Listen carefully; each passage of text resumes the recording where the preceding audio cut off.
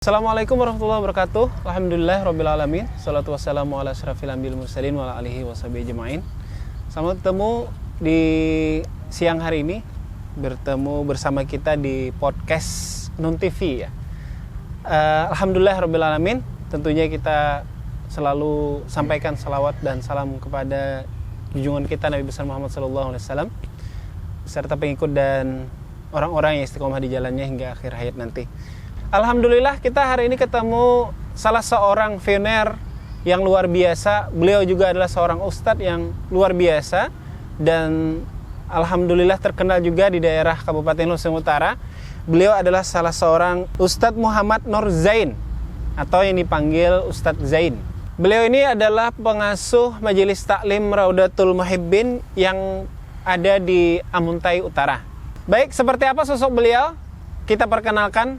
Siapa beliau? Ini kita sambut. Beliau adalah Ustadz Zain. Assalamualaikum Ustadz.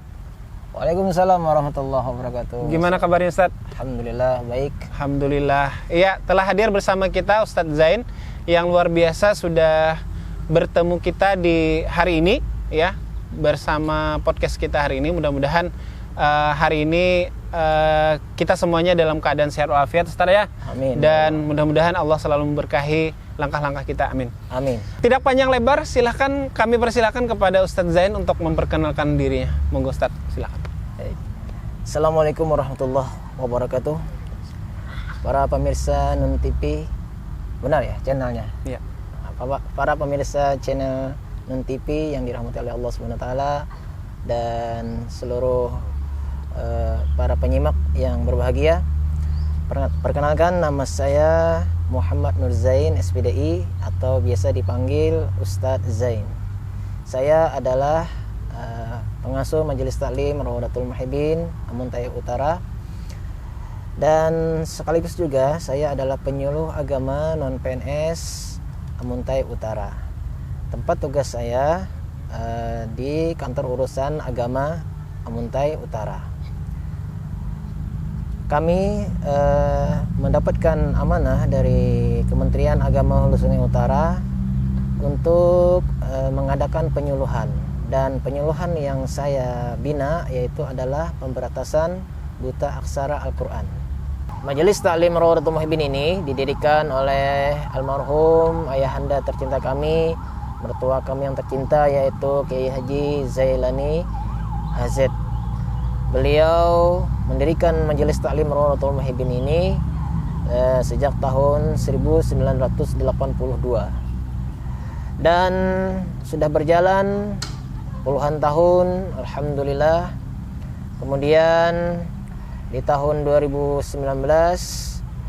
Majelis Taklim Raudatul Muhibbin sudah mempunyai bangunan baru dan sudah didaftarkan di Kementerian Hukum dan Hak Asasi Manusia, Kemenkumham, dan alhamdulillah sudah terdaftar.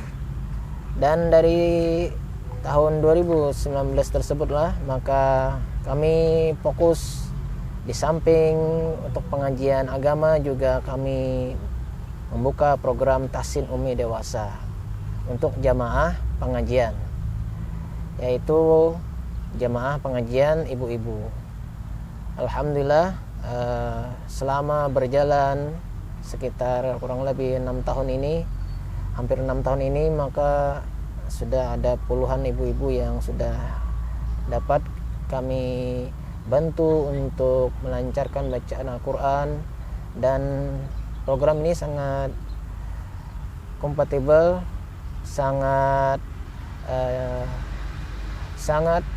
cocok dengan program daripada Kementerian Agama dan penyuluh agama, yaitu pemberantasan buta aksara Al-Quran, yang dimana kami mengambil spesialisasi di bidang pemberantasan buta aksara Al-Quran tersebut.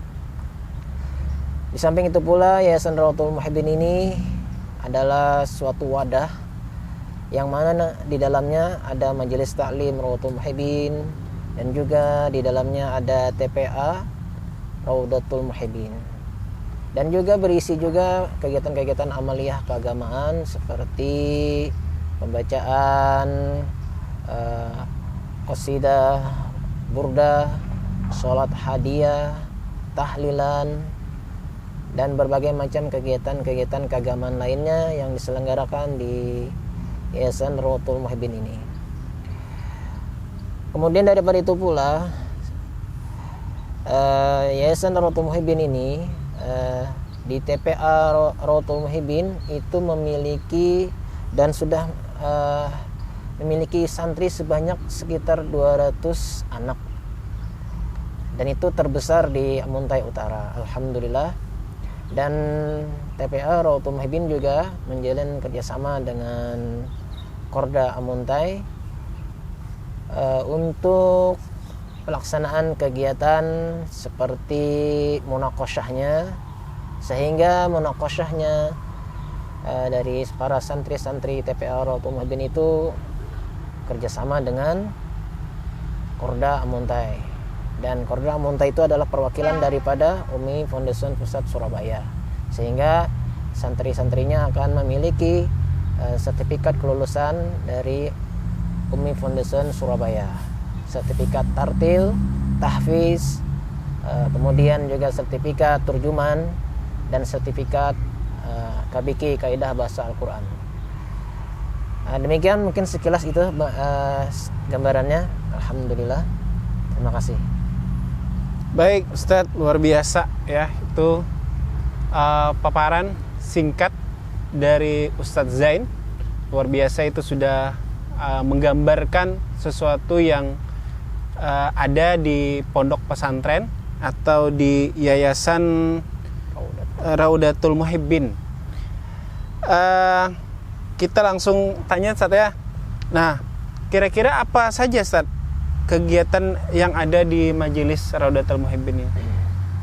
Baik, Ustadz Agus ya, alhamdulillah. Siap. Ini host kita yang tercinta ini. Masya Allah. Kegiatan di Majelis Ta'lim Rawdatul Muhibbin itu seperti tahsin ummi dewasa. Yang tahsin ummi dewasa ini setiap malam Sabtu ba'da Isya. Dan sebelumnya juga, sebelum itu ba'da maghribnya itu ada pengajian untuk laki-laki, untuk bapak-bapak, dan juga untuk sebagian juga ada ibu-ibu juga yang ikut pengajian tersebut setiap malam Sabtu. Jadi malam Sabtu itu ada 2 kegiatan yang berurutan, yaitu pengajian ba'da maghribnya, kemudian ba'da Isyanya adalah tahsin ummi dewasa. Kemudian kegiatan selanjutnya yaitu malam Ahad, itu ba'da Isya, pembacaan Rotibul Atos. Nah, ini adalah pengajian asli ya, dari sejak tahun 1982 itu sampai sekarang. Alhamdulillah istiqomah. Nah, jadi sesudah Rotibul Atos dibacakan, maka kemudian dilanjutkan dengan pengajian agama yang meliputi bisa pengajian fikih, tauhid, dan juga tasawuf. Dulu itu diisi oleh ayahanda kami, Kiai Haji Jailani Zakaria. Dan ketika beliau meninggal, maka sayalah yang ditunjuk untuk menjadi pengganti beliau mengisi pengajian tersebut sampai sekarang. Kemudian selanjutnya malam Selasa ba'da maghrib itu pengajian juga. Nah, sekarang ini diisi oleh Kakanda Haji Khairianur. Nah, beliau adalah anak tertua daripada ayahanda Kiai Haji Jailani Zakaria. Nah, beliaulah yang membantu saya juga untuk pengajian di Majelis Ta'lim Rawdatul Muhibbin. Kitab yang beliau ajarkan itu fikih dan juga kitab tasawufnya juga ada. Kemudian selanjutnya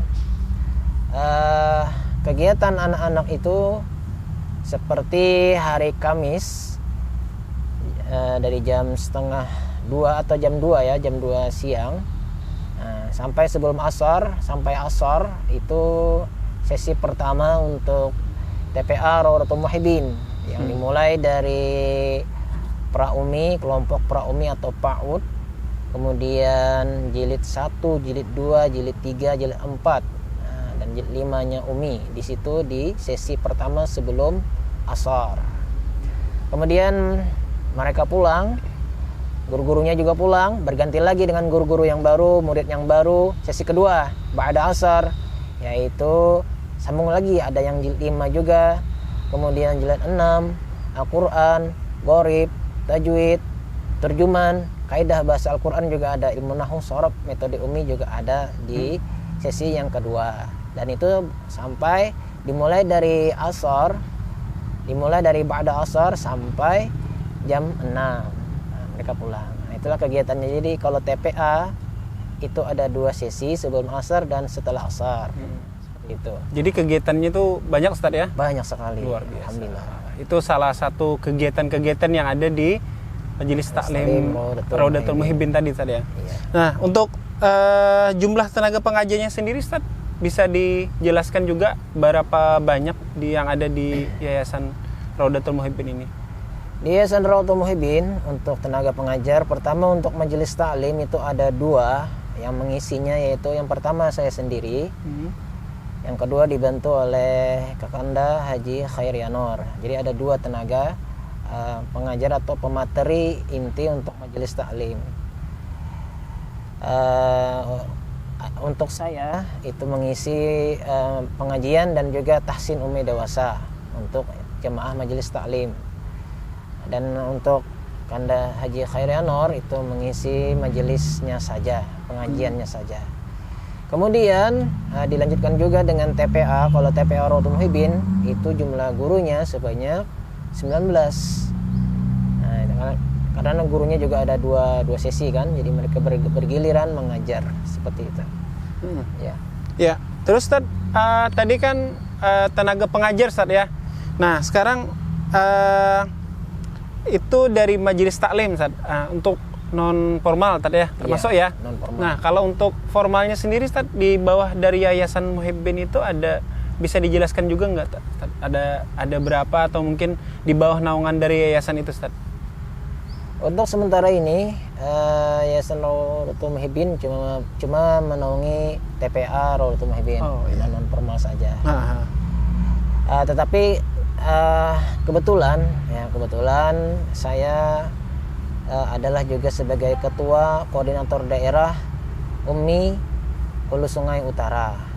Nah, jadi kebetulan karena saya juga sebagai ketua Korda, maka kami kerjasama dengan Majelis Taklim Raudatul Muhibbin, sehingga kegiatan Majelis Taklim itu tambah lagi kami tempatnya menggunakan tempatnya dan juga kegiatannya, yaitu kegiatan dari Korda itu ada 7 kegiatan program dasarnya, yaitu pertama tashih, yaitu pemetaan bacaan guru ya, bacaan guru Al-Quran, calon guru Al-Quran pengajar metode umi.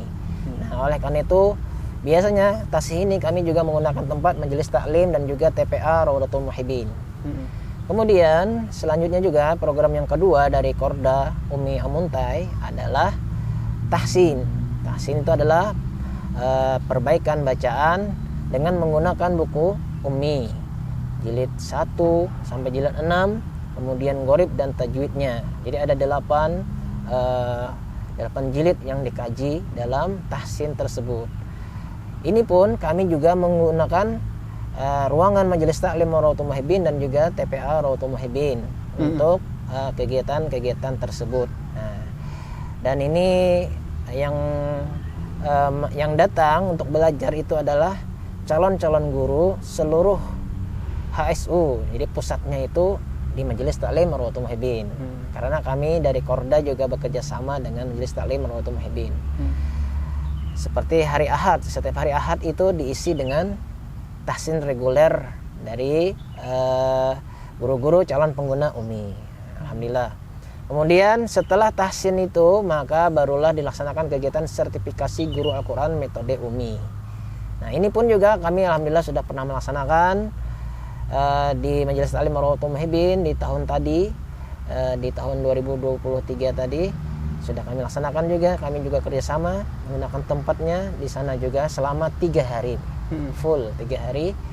Yaitu kegiatan sertifikasi adalah pengajaran metodologi untuk calon-calon pengguna guru Al-Quran metode Umi. Nah, seperti itu. Nah, dari setelah 3 ini, nah di sini kegiatan saya sebagai ketua Korda, dan kami juga punya tim trainer Korda Amuntai. Kami ada 8 tim, itu 8 orang, satu tim 8 orang. Nah, saya sebagai ketuanya. Nah, setelah 3 proses ini, yaitu tashih, tahsin, dan sertifikasi, maka ada namanya coaching implementasi, yaitu pendampingan lembaga yang menggunakan metode UMI dalam menerapkan metode UMI di lembaganya masing-masing. Jadi ini alhamdulillah, jadi Majelis Ta'lim ini manfaatnya besar sekali. Dari sini kami bisa mengembangkan lagi untuk teman-teman pengguna, lembaga pengguna UMI itu, supaya dapat menyebar luaskan ilmu-ilmunya. Kemudian selanjutnya, setelah coaching implementasi di lembaganya masing-masing, kami akan mengadakan supervisi. Jadi kami akan berjalan lagi mendatangi lembaga-lembaga pengguna UMI agar mana ilmu yang telah diperoleh itu standar dalam pembelajaran UMI, itu standar dengan yang dikehendaki dalam ilmu sertifikasi yang telah didapatkan oleh guru-guru Al-Quran tersebut. Kemudian setelah sertifikasi, setelah supervisi, kemudian selanjutnya adalah munaqasyah. Nah, program yang selanjutnya yang ke-6 adalah munaqasyah. Nah, jadi munaqasyah ini adalah proses pengamatan dan juga proses penilaian terhadap apa yang telah dilaksanakan di lembaga pengguna UMI. Yang menilai adalah kami, ya. Jadi saya dari Korda akan mengutus tim-tim untuk memunakish atau memunakasah santri-santri pengguna UMI, seperti itu. Kemudian setelah itu maka mereka akan mendapatkan sertifikat resmi dari UMI Foundation Pusat Surabaya, dan ini sertifikatnya diakui secara nasional. Kemudian selanjutnya terakhir, program yang ke-7 itu adalah Khatmul Quran dan Imtihan. Nah, ini adalah bentuk perayaan wujud rasa syukur atas keberhasilan anak-anak murid yang telah menggunakan metode UMI, dan kami akan mengadakan uji publik, yaitu uji publik tartil, gharib dan tajwidnya, kemudian uji publik tahfiznya, juz 30, juz 29 dan lain-lain sebagainya, dan juga uji publik terjemahan. Kami juga ada punya program terjemahan menterjemah ayat per kata, dan uji publik KBQ, kaidah bahasa Al-Quran. Nah, ini juga ada, yaitu ilmu nahwu sorobnya metode UMI. Nah, itulah alhamdulillah. Jadi kemanfaatannya Majelis Ta'lim Marwatul Muhibbin itu untuk warga Kabupaten Hulu Sungai Utara, alhamdulillah luar biasa. Alhamdulillah, semoga kami dapat menjalankan amanah ini dengan sebaik-baiknya. Amin. Terus kira-kira apa bedanya antara metode pembelajaran UMI ini dengan metode pembelajaran yang lain, Tad? Bisa dijelaskan? Baik, pertanyaan yang sangat menarik ini. Jadi bedanya antara metode UMI dengan metode lain tentunya berbeda, dan saya juga sebenarnya adalah lintas metode, ya. Saya trainer untuk metode-metode lain juga ada. Kemudian wabil khusus untuk metode UMI, saya mempunyai diberikan keahlian, yaitu sebagai trainer tartil metode UMI dengan grade trainernya Madya. Kemudian juga saya diberikan amanah untuk trainer terjemahan dengan grade trainer atau pangkat trainernya itu adalah trainer utama. Dan juga untuk trainer KBQ, kaidah bahasa Al-Quran, saya juga diberikan amanah, dan itu adalah trainer pertama saja, karena untuk KBQ itu trainernya itu baru yang pertama yang ada. Kemudian bedanya itu yaitu adalah di metode UMI, pelajaran UMI ini bukan hanya sekedar mendalami bacaan Quran saja, tetapi juga setelah mendalami bacaan Quran atau tartil, pasca tartil, maka dilanjutkan lagi dengan pilihan, yaitu bisa tahfiz, ya, pilihannya, atau turjuman, menterjemah ayat. Nah, ini itu pilihannya. Dan sini alhamdulillah dengan adanya program terjemahan ini, anak-anak itu bisa menterjemah ayat dengan baik dan benar. Kemudian bisa memahami daripada teks-teks Arab atau teks-teks Al-Quran. Dan juga bukan hanya itu saja, metode Umi juga dilengkapi dengan kaidah bahasa Al-Quran, ilmu nahu dan ilmu sorofnya, sehingga benar-benar anak-anak itu mereka dapat benar-benar memahami grammatical bahasa Arab, bahasa Al-Quran dengan baik dan benar. Nah, ini mungkin tidak ada di metode lain. Metode lain itu mungkin terpisah dia metodenya, nahu sendiri, sorof sendiri. Kalau ini enggak, dia saling satu atap. Jadi satu atap. Jadi tartilnya dimulai dari tartil jilid pra uminya, pautnya, kemudian jilid 1 sampai 6, dilanjutkan dengan Al-Qur'an, waqaf ibtidanya di situ juga ada. Dilanjutkan dengan goribnya. Nah, goribnya dan tajwidnya. Nah, ini ciri khasnya Umi. Tergabung katanya. Tergabung. Jadi ciri khasnya Umi itu gorib dan tajwid ini mereka bisa mengurai.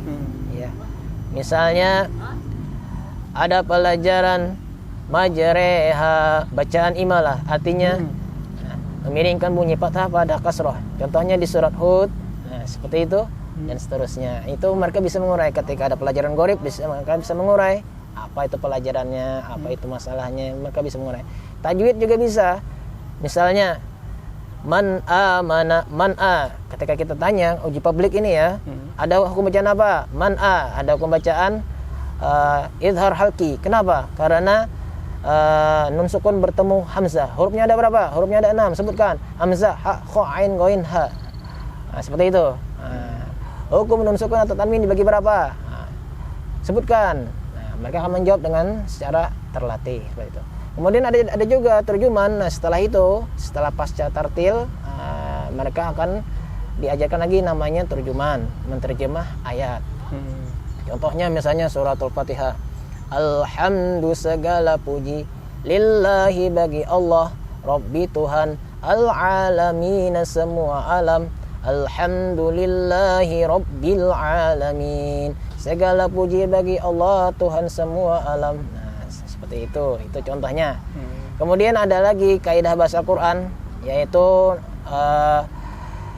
nahu dan sorobnya, yaitu mereka mentaksis atau mengidentifikasi bacaan itu isim, fiil atau huruf. Nah, seperti itu. Nah,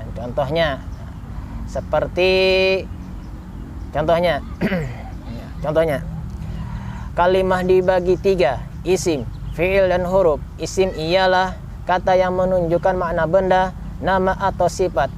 Contohnya, nah, seperti itu. Contohnya semuanya ayat Quran semuanya. Nah, Contohnya itu misalnya Dzalikal kitabu la raiba fihi. Al-kitabu. Nah, al-kitabu. Itu apa contohnya? Al-kitabu kitab. Nah, apa itu? Itu adalah isim, seperti itu, kata benda dan seterusnya seperti itu. Masya Allah. Luar biasa ini pemirsa. Jadi pembelajaran yang ada di Yayasan Muhibbin ini luar biasa ya, apalagi Ustadz. Nah, tentu ya kita tidak situ saja, pasti kita menanyakan dari beberapa guru. Nah, tentunya pembelajaran sendiri itu untuk mengenai Ustadz Zain sendiri, kira-kira Ustadznya lebih spesifik pembelajaran kemana, Ustadz? Bisa dijelaskan juga ke pemirsa. Secara spesifik, saya sebagai penyuluh agama Islam non PNS dari Kementerian Agama Hulu Sungai Utara, saya diamanahi untuk pemberantasan buta aksara Al-Quran.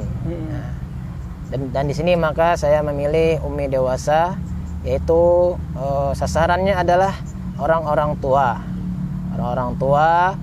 dan ini sangat kompatibel, sangat sinkron dengan anak-anak mereka yang sekolah di TPA Rawdatul Muhibbin.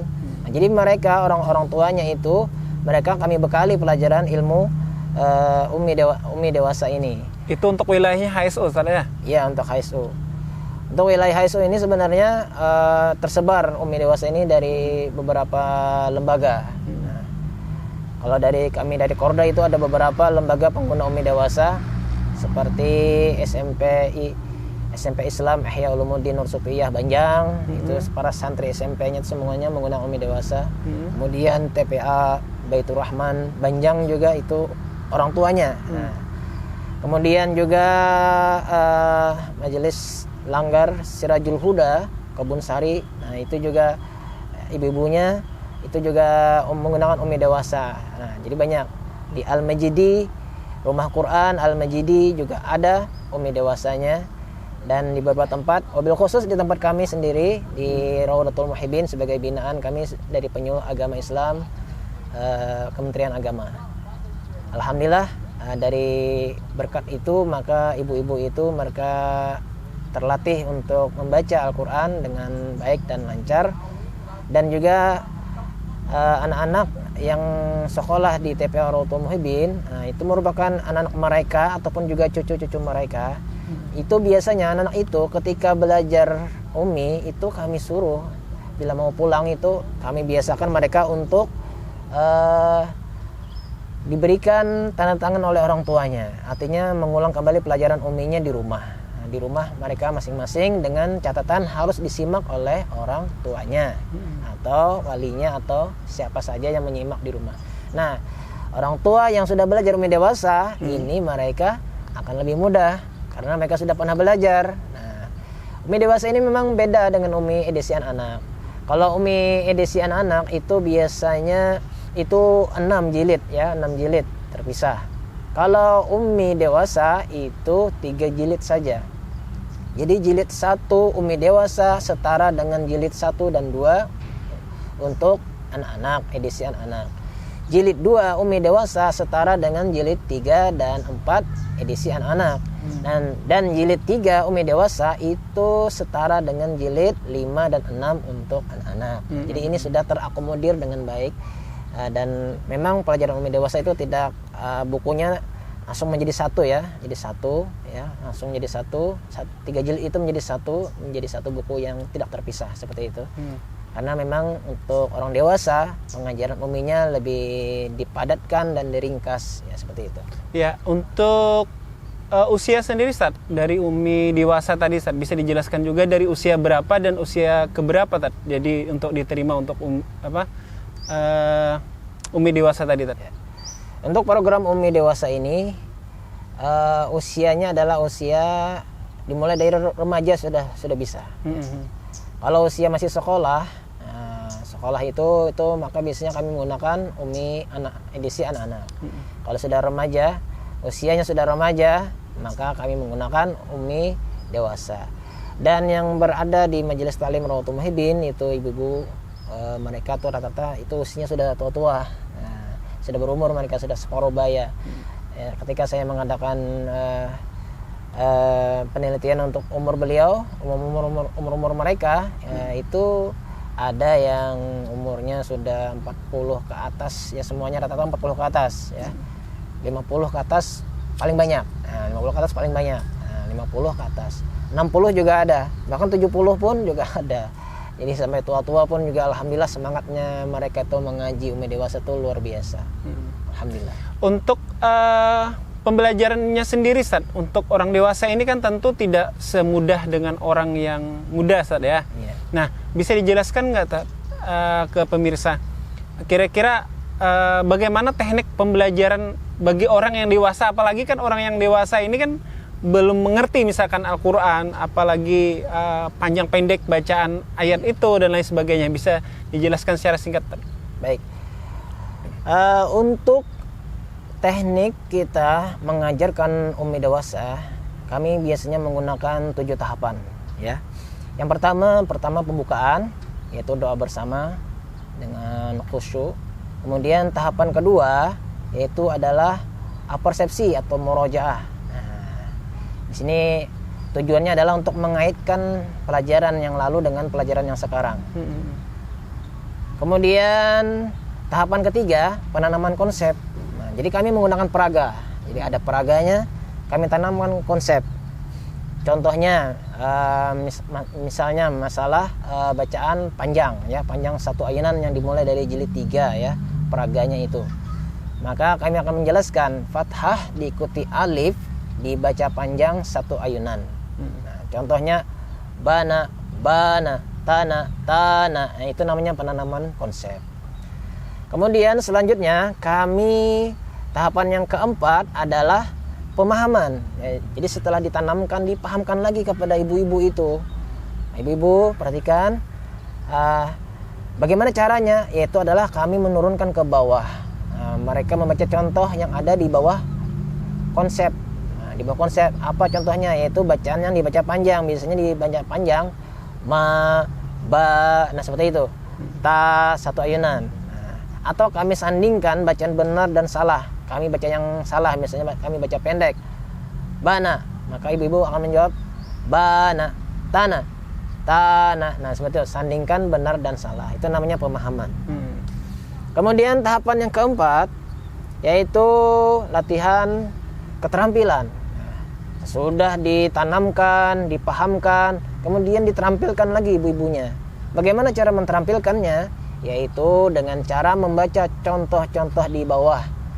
Terlebih dahulu kita contohkan dulu mereka membaca berkelompok. Nah, jadi membaca, misalnya sudah ada kalimat yang agak panjang, hadza nadhirun, dzalika lasyahidun. Nah, maka ibu-ibu akan mengikuti hadza nadhirun, dzalika lasyahidun. Nah, seperti itu. Maka kami bagi lagi kelompoknya, sebelah kanan dulu, sebelah kiri lagi, baca sama-sama lagi. Nah, itu namanya latihan keterampilan. Kemudian tahapan ke-6 yaitu evaluasi. Nah, evaluasi ini adalah pengamatan satu persatu terhadap bacaan ibu-ibu. Nah, disinilah kami mengevaluasi apakah sudah bisa menangkap pelajaran dengan bagus, dengan baik bacaannya, adakah kesalahan, sehingga bisa kami koreksi dengan sebaik-baiknya. Dan tahapan ke-7 adalah penutup. Nah, demikian caranya. Oke. Nah, terus ini 2 pertanyaan lagi Ustaz sebelum menutup. Luar biasa ini penjelasannya pemirsa Non TV yang dirahmati oleh Allah Subhanahu wa taala. Nah, terus apa kira-kira Ustaz dari penyampaian Ustaz tadi, ajakan untuk masyarakat khususnya untuk wilayah Amuntai yang mau ikut belajar metode yang diajarkan, metode Umi ini terutamanya Ustaz, bisa menghubungi atau kemana Ustaz? Alhamdulillah. Biasanya kami menyebarkan pamflet-pamflet juga kepada ke grup-grup ya yang ada. Kebetulan karena saya juga ketua Korda, jadi saya punya banyak link untuk itu. Lembaga-lembaga yang ingin menggunakan Umi juga bisa. Seperti itu, kami sebarkan pamfletnya dan biasanya menghubungi saya sendiri. Adapun untuk Korda, kami juga punya tim juga untuk tim admin yang bisa dihubungi untuk kegiatan Umi itu. Tapi untuk majelis taklim langsung kepada saya sendiri. Di wilayah tadi sudah disampaikan. Di wilayah Hulu Sungai Utara. Sebenarnya saya ini kalaunya bicara Korda bukan Hulu Sungai Utara saja. Wilayahnya juga ada di wilayah binaan saya juga, sampai ke Balangan juga ada.